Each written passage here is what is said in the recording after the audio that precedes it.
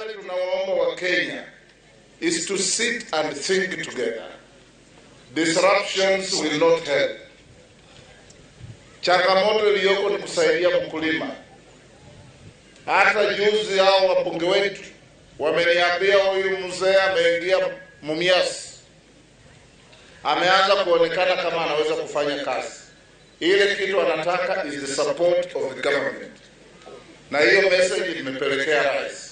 Tukitembea pamoja kama viongozi wa Western, vile viongozi wote wameongea hapa siku ya leo, pale mbele watu wote hapa nchini watapatia heshima kama watu wa Western because you are speaking the same language.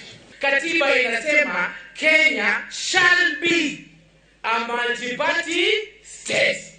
Hii maneno uongeo tuvuje vyama. Wewe Masika, wewe tangu. Wewe ukienda kunegotiate na William Samoei Ruto before 2022 general election, kama Ruto hajakuwa rais, ulienda kama nani?